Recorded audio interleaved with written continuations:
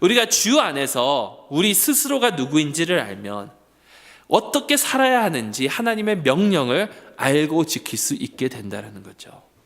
다시 말해서 내 자신을 올바르게 알고 그렇게 되면 올바른 삶을 살 수 있다라고 그러는데, 영어로 이것을 orthodoxy leads to orthopraxy라고 그럽니다. 그러니까 올바른 생각이 올바른 삶으로, 올바른 자기 자체를 알면 올바른 삶으로 이어져 간다라는 것이죠. 에베소서 1장부터 3장은 하나님께서 교회를 사랑하여 주시고 하나님께서 교회에게 많은 축복을 내려주신 것을 강조하고 있습니다. 그리고 이 축복 가운데에서 가장 큰 축복은 이미 태초 전부터 우리를 예정하여 주시고 우리를 택하여 주시고 예수 그리스도를 말미암아 하나님의 백성으로 우리를 만들어 주셨다라는 것입니다. 그리스도 안에서 새로운 삶을 허락하여 주셨고 그리스도 안에서 우리를 하나로 묶어 주셨다라는 겁니다. 여러분, 이 은혜를, 이 하나님의 은혜를 절대로 잊지 말아야 될 것입니다. 우리는 은혜로 구원을 받은 존재들입니다. 은혜로 구원을 받았다는 것은 은혜를 받을 자격이 없는데, 받을 자격이 아무것도 없음에도 불구하고 그것을 받았다라는 것이죠. 우리는 구원을 받을 자격이 없는 존재들이었고 본래 하나님의 심판과 진노만을 받아야 마땅한 그런 존재들이었습니다. 하지만 우리 하나님께서는 은혜와 긍휼이 너무도 크신 분이시기에 우리를 그냥 그 진노의 대상으로 그냥 놔두시 않으시고 예수 그리스도의 십자가를 통해서 우리에게 하나님의 자녀가 되는 특권을 허락하여 주셨습니다. 우리가 지금 사순절 기간을 지나고 있습니다. 근데 이 사순절을 지키고 있는데 이것은 우리를 위해서 고통을 당하신 예수님의 그 고통, 그것을 기억하는 그런 절기입니다. 여러분, 이런 배경 속에서 사도 바울은 우리가 이 세상을 어떻게 살아가야 할지를 오늘 저에게 말씀해 주고 있습니다. 바로 하나님의 부르심에 합당한 그런 삶을 살아가야 된다라는 것입니다. 그리고 또 전하는 것은 이 부르심에 합당한 삶은 서로 하나가 되는 그런 삶이다라는 것이죠. 3절 말씀에 성령이 하나 되게 하신 것을 지키라라고 사도 바울은 권하고 있습니다.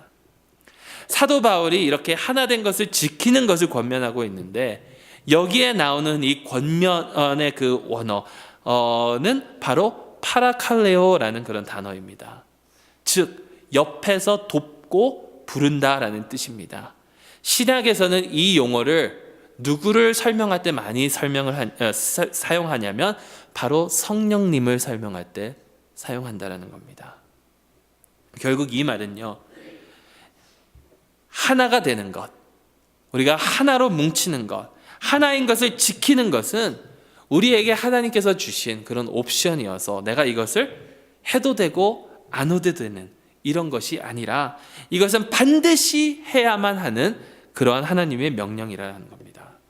꼭 지켜야 하는 주님의 명령이고, 이것을 지키기 위해서 우리는 강하고 의도적이고 연속적인 노력이 필요하다라는 것이죠.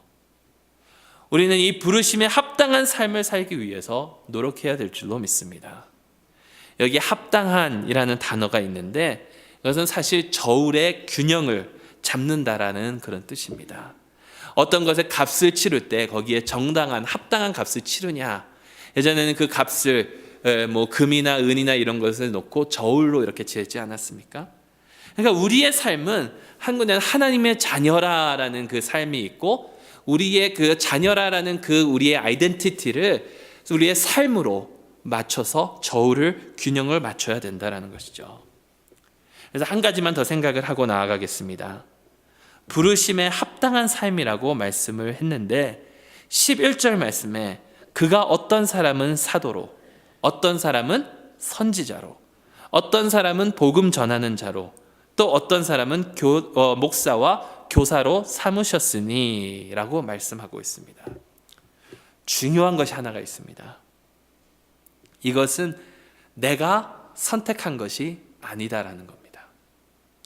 내가 하려고, 내가 원해서 할 수 있는 게 아니다라는 것이죠.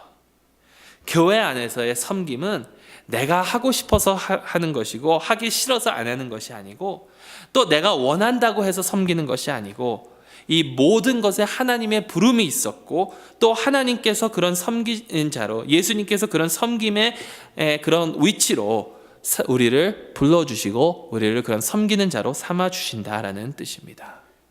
그렇다면 여기서 몇 가지를 더 생각해 볼 수가 있겠죠.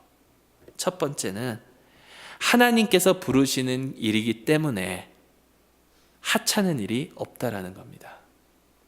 교회에서도 그렇고 사회에서도 그렇습니다. 여러분, 우리의 그런 직업을 영어로는 vocation이라고 합니다. vocation에는 보컬이라는 그런 부르신다라는 그런 뜻이 있습니다. 목사만 사명을 받고 부르심을 받는 것이 아니라 모든 직업이 다 사명을 받고 부르심을 받는다라는 것이죠. 그렇기 때문에 하나님께서 불러주셨기 때문에 거기에는 귀천이 없다라는 겁니다. 하찮은 일이 없다라는 겁니다. 내가 쓰레기를 줍거나 청소를 하거나 주차 요원으로 섬기거나 혹은 교회에서 주보를 나눠주거나 찬양 인도를 하거나 말씀을 가르치거나 이런 모든 일들이 다 하나님께서 부르신 그런 일이라는 것입니다. 사회에서는 내가 상점을 운영하거나 큰 비즈니스를 경영하거나 아니면 혹은 샐러리맨으로 남의 회사에 가서 열심히 일을 하거나 아니면 내가 전문직인 그런 직업을 가지고 있거나 혹은 운동선수이거나 다 하나님께서 부르신 일이라는 것입니다. 그리고 그 일을 감당하기 위해서 하나님께서는 우리에게 그 일을 잘 감당할 수 있도록 능력과 달란트를 허락하여 주신다라는 겁니다.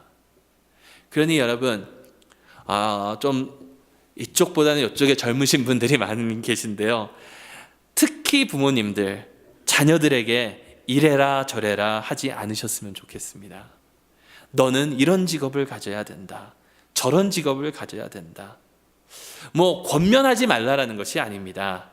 하지만 그 자녀가 하나님께서 어떤 달란트를 받고 그것을 잘 활용하면서 살아갈 수 있을지를 먼저 생각해야지 흔히 말하는 사자 들어간 직업들, 그 사자 들어간 직업들을 한다고 해서 행복하고 성공하는 것은 아니다라는 것입니다. 많이 의사, 변호사, 교사 등등 사자 들어간 직업을 이렇게 선호하는데 참 사자 들어가는 직업들을 선호하시는데 목사는 아니더라고요. 사자가 같이 들어가는데 이상하게. 그러면서 항상 한국 부모님들이 하는 말씀 있죠. 아이비리그 가라, 하버드 가라, 하버드 가라, 하버드 가라. 여러분, 하버드가 별거인지 아십니까? 하버드의 오래된 전통이 하나가 있습니다. 그게 뭐냐면 기말고사 이제 시간이 되면 하버드 학생들이 다 그 코아드에 모여서 옷을 완전히 밝아 입고 신발만 딱 착용하고 아무것도 안 입고 누드로 그 캠퍼스를 한 바퀴 돈다라는 겁니다. 하버드 가서 여러분 자녀가 누드로 그렇게 돌아다니기를 원하시는지 한번 묻고 싶습니다. 하나님께서 부르신 곳에, 하나님께서 우리를 부르신 그곳에서 열심히 섬기고 살아가실 수 있기를 바랍니다. 그러기 위해서는 하나님께서 나를 어디로 지금 이끌고 계시는지, 그 어디로 인도하시는지 민감하게 잘 들어야 될 것입니다.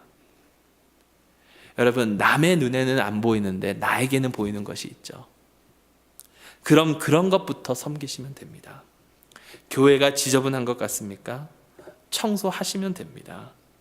교회 사람들이 좀 인색한 것 같습니까? 그러한 넓은 아량으로 관대한 마음으로 내가 쏘고 내가 더 헌금하면 되는 겁니다. 그럼 솔직히 저도 잘 못하는 그런 것인데요. 우리 모두가 다 우리 교회에서 주인의식이 아니라 하나님께서 맡겨주신 그 청지기 의식을 가지고 섬긴다면 저희 교회가 얼마나 더 큰 하나님의 은혜를 체험할 수 있겠습니까? 또 두 번째로는 하나님께서 부르신 것이니까 서로를 존중해 주어야 된다는 겁니다. 목사는 목사로, 장로는 장로로, 권사는 권사로, 집사는 집사로, 혹은 평신도는 평신도로 존중해 줘야 한다는 겁니다. 이런 직분에는 구별이 있지 차별이 있지 않습니다. 다 귀한 직분이고 또 다 다른 그런 직분입니다. 참 안타까운 것은 교회 안에서 이런 직분들이 계급화되어 버렸다라는 것입니다. 제가 예전에 이런 만화를 본 것 같아요. 평신도가 딱 인사를 할 때 90도 딱 허리를 굽히면서 안녕하세요. 집사가 되니까 안녕하세요. 권사가 되니까 안녕하세요. 장로가 되니까 안녕하세요. 이런다고 하셨죠. 꼭 직장에서 승진하는 것처럼 직분을 바라보고 한국 교회에서는요, 장로가 되려면 교회에 몇 천만 원씩 혹은 몇 억씩 헌금을 해야만 되는 그런 비성경적인 풍습들이 자리 잡았다고 합니다. 여러분, 이런 직분에는 높낮이가 있는 게 전혀 아닙니다. 각자 맡은 부분이 있고 그 직분을 잘 감당하려면 다른 달란트와 다른 능력이 필요하다라는 겁니다. 집사는 구제하는 그런 사역을, 구제하면서 섬기는 사역을 감당해야 되고요. 권사는 권면하고 위로하고 격려하는 사역을 감당해야 하고요. 장로는 다스리고 치리하는 사역을 감당해야 됩니다. 목사는 목회자로서 말씀을 선포하는 그런 사역을 잘 감당해야 하고요. 그런데 여러분, 어떤 사람은 너무나도 좋은 장로님으로서 잘 그 사역을 감당하는데 집사로는 형편없는 사람이 있습니다. 또 어떤 사람은 너무나도 좋은 집사인데 권사님이나 장로의 직분은 잘 감당 못하는 사람들이 있습니다. 왜냐하면 하나님께서 부르신 곳이 다 다르고 하나님의 부르심과 섭리 안에 우리가 모두 있기 때문입니다. 그러니 위치를 따지지 말고 서로 존중하면서 나아가야 될 줄도 믿습니다. 한국의 옛날에 어떤 목사님이 저희 아버지께 들은 그런 말씀입니다. 제 아버지께서 제가 처음에 태어나셨을 때 충주에서 이렇게 목회를 하셨는데, 거기에 어느 목회자 모임을 딱 갔는데 어느 목사님이 사회를 보면서 누구누구 이제 호칭을 이렇게 호명을 하는 거예요. 누가 참석했나 참석 안 했나 하기 위해 알아보기 위해서. 근데 다 아무개 목사님, 무슨 목사님 이러다가 그 목사님이 아무개 전도사, 누구누구 전도사, 이러더라는 거예요. 근데 그것을 보고 하는 말은 꼭 해야 할 말은 꼭 해야 하는 그런 전도사님이 계셨는데 뒤에서 지나가면서 큰 소리로 전도사님 하면서 님자를 계속 강조하더랍니다. 여러분, 한국말 사실 참 어렵습니다. 존댓말, 호칭 특히 어렵습니다. 어르신들한테 제가 말씀을 드리면서 제 3자에 대해서 얘기를 할 때 그 3자가 나보다 높다 하더라도 어르신들한테 얘기할 때는 낮춰서 얘기를 해야 되는 거죠. 이게 저도 배운 지 얼마 안 된 것 같아요. 잘 생각해 보지 않으면 모릅니다. 여러분, 한국 단어에 당신이라는 단어가 있습니다. 당신. 이 당신은요, 어떻게 사용하는가에 따라서 극존칭이 될 수도 있고 아닐 수도 있습니다. 2인칭으로 누구와 대화를 하면서 그 사람에게 당신이 그러면 그거는 존칭이 아닙니다. 그런데 3인칭으로 다른 사람, 여기에 없는 그 제3자에 대해서 이야기를 할 때 누구누구가 이렇게 했습니다. 당신이 이렇게 하기를 원했습니다. 라고 그렇게 당신을 쓰면 극존칭이 되는 겁니다. 그래서 누구와 이렇게 대화를 하면서 예를 들어서 제가 장로님과 이렇게 대화를 하면서 하나님에 대해서 이야기를 할 때 하나님 당신께서 이러면 하나님을 굉장히 높여드리는 거예요. 근데 기도 도중에 하나님 당신께서 이러면 그거는 존칭이 아니라는 겁니다. 기도는 하나님과 대화잖아요. 근데 제가 전에 섬기던 교회에서는 물론 모르고 하시는 거 확실합니다. 어떤 장로님이 항상 기도하실 때마다 당신께서 이렇게 말씀을 하시더라고요. 당신이라는 단어는 제 3인칭으로 사용될 때는 적합하지만 하나님께 당신이라고 하는 것이 아니죠. 기도에 대해서 말씀을 드렸으니까 한 가지만 더 말씀을 드리겠습니다. 좀 이걸 그냥 기억하여 주시고 잘잘못을 따진다 하기보다는 좀 더 정확하게 가면 좋으니까 말씀을 드리는 건데, 저희 교회에서는 그렇게 많이 보질 못했는데 제가 전에 섬기던 교회에서는 어떤 분 항상 이렇게 기도를 하셨어요. 기도는요 항상 진행형이어야 됩니다.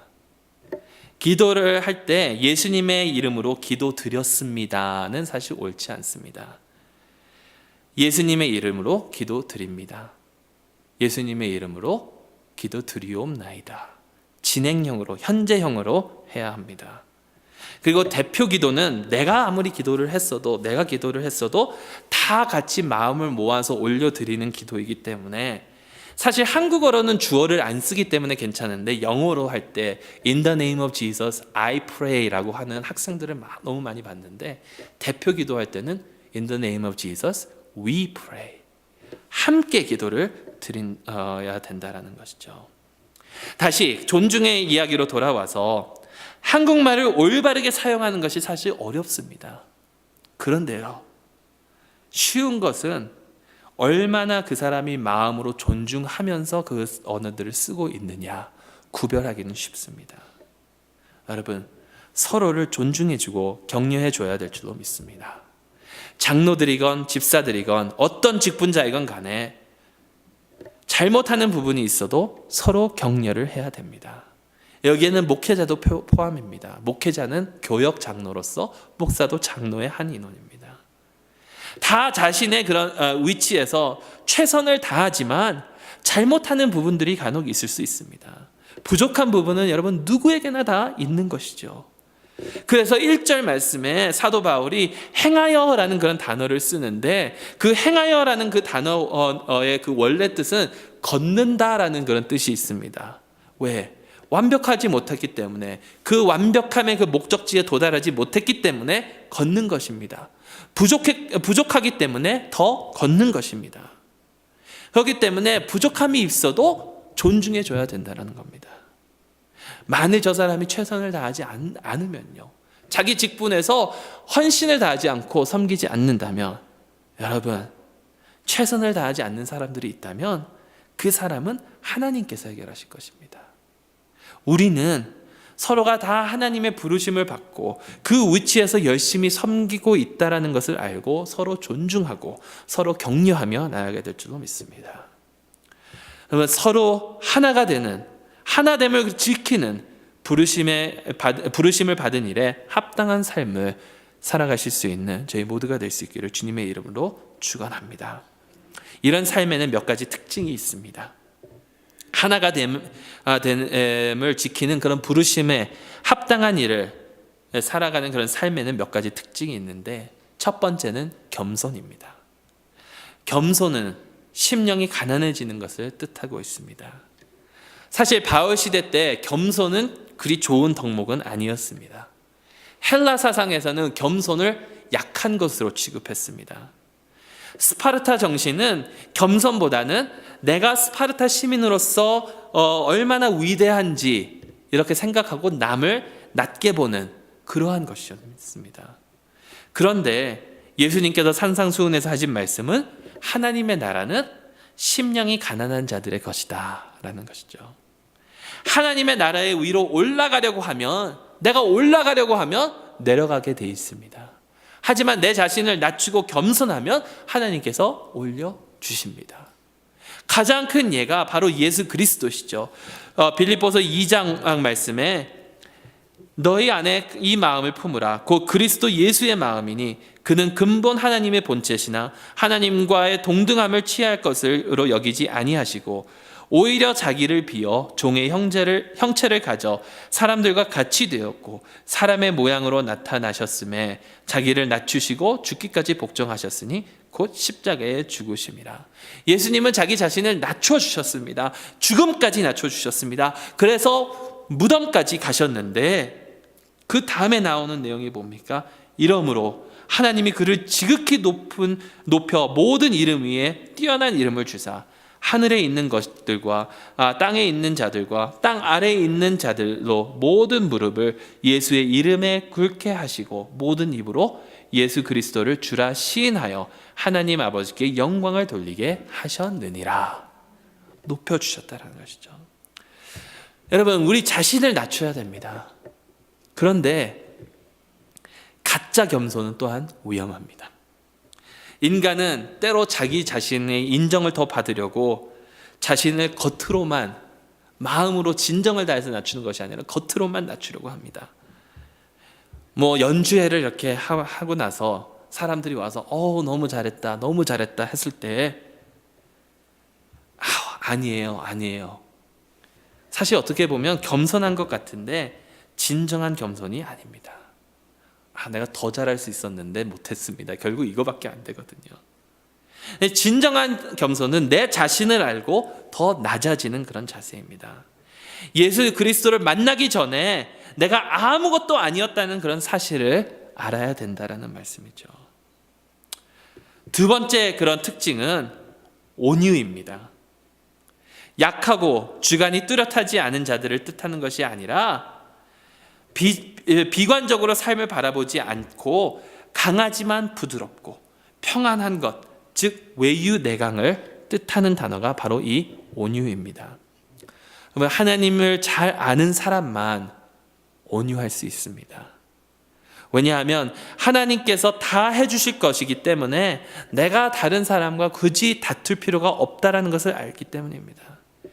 내가 지는 것처럼 보여도 결국에는 하나님께서 승리로 이끌어 주실 것을 알고 져주는 그런 것.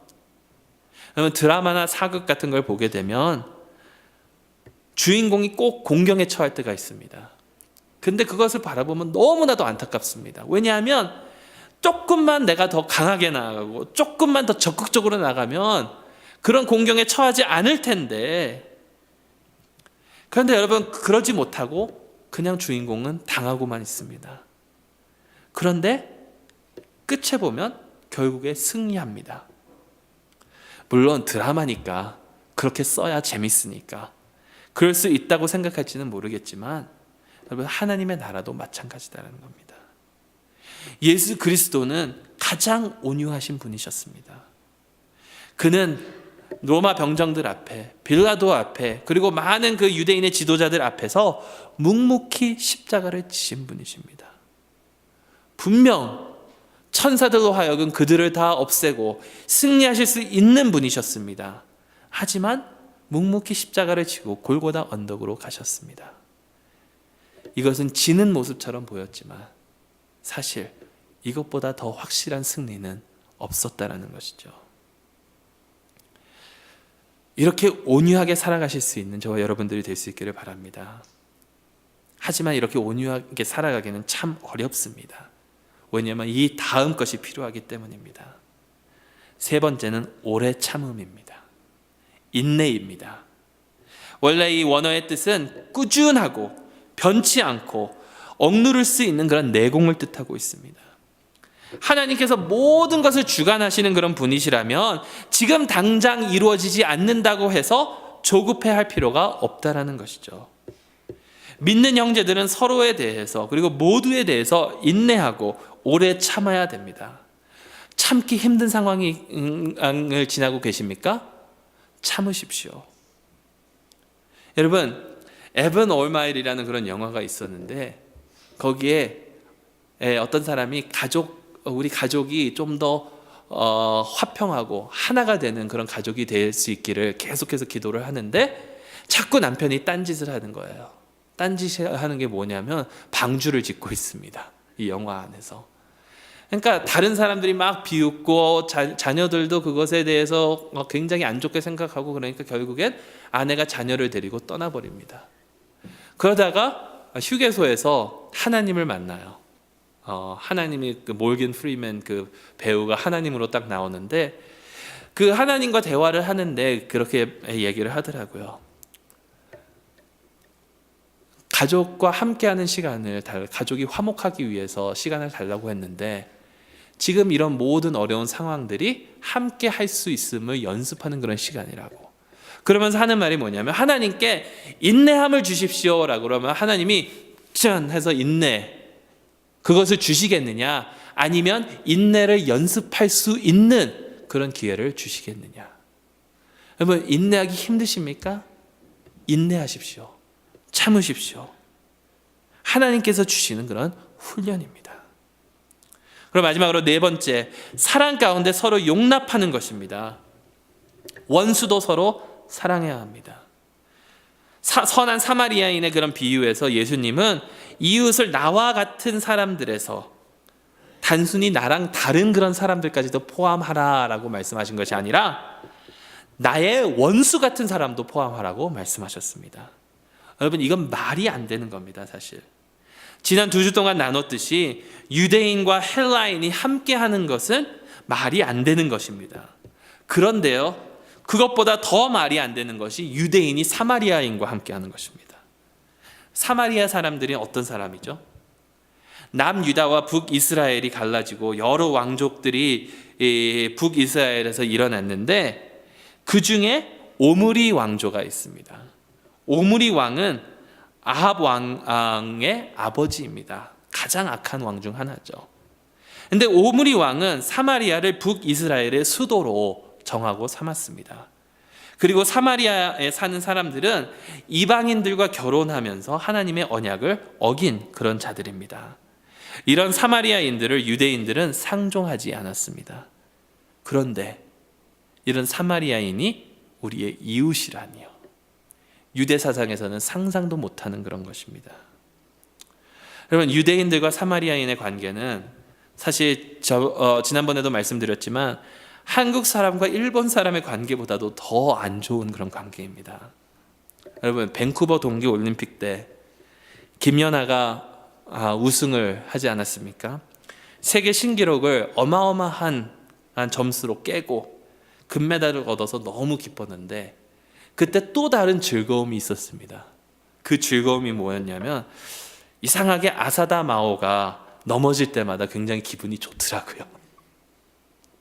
여러분, 왜일까요? 화요일이 3.1절이었죠. 아는 분을 통해서 유관순 여사의 이야기를 다시 한번 접하게 됐습니다. 17세의 나이에 서대문 형무소에서 징역살이를 하면서 모진 고문을 받다가 그 고문으로 인해서 죽음을 접하게 됩니다. 18살에, 한국 나이로 18살에 돌아가셨더라고요. 고문으로 인해서 시신은 알아볼 수 없을 정도로 그런 상태였고, 이화학당 교장이 시신을 넘겨달라고 부탁을 했을 때에 그 시신의 그 상태를 세상에 알리지 않는 조건으로 넘겨받았다고 하는데 석유 상자에 넣어서 시신을 이렇게 넘겨줬다고 합니다. 근데 그 글을 읽어보니까 너무나도 끔찍한 그런 고문들을 당하셨더라고요. 유관순 여사 이야기뿐만이 아니라 요즘에는 귀향이라는 그런 영화 때문에 그 정신대의 그런 비참함이 다시 한번 이렇게 세상에 알려지고 있죠. 이런 이야기들을 듣고 또 이 이야기들은 사실 우리나라가 겪었던 그런 현실입니다. 우리는 과연 대한민국의 국민으로서 일본을 용납하고 사랑으로 품을 수 있을까요? 여러분, 인간의 힘으로는 사실 못하는 겁니다. 하지만 하나님의 사랑을 알면 할 수 있고 또한 반드시 해야 되는 그런 일입니다. 서로를 용납하고 사랑해야 되는데 예수님께서 요구하시는 이 사랑은 사실 우리의 상상을 초월하는 그런 사랑이라는 겁니다. 마지막으로 평안에 매는 줄로 성령이 하나가 되게 하신 것을 힘써 지키라. 힘써 지키라는 것은 의도적으로 꾸준히 진심으로 해야 하는 것을 뜻하고 있습니다. 그냥 내가 편한 대로 해보고 안 되면 그냥 포기하는 것이 아니라 여기에 우리의 모든 사활을 걸어야 된다는 겁니다. 왜냐하면 이것이 바로 성숙한 기독교인의 삶이기 때문입니다. 여러분, 4절부터 6절 말씀에 하나라는 단어가 7번 나옵니다. 3번은 하나님에 대해서이고 4번은 우리가 구원받은 모습에 대해서 하나가 되라라고 전하고 있죠. 이것을 지키면서 살아가는 것이 그리스도인의 성숙한 모습이고 하나님의 은혜의 부르심에 합당한 그런 삶입니다. 이것이 바로 하나님께서 기대하시는 교회의 모습이다라는 겁니다. 여러분, 저희가 이런 교회가 될 수 있기를 주님의 이름으로 축원합니다.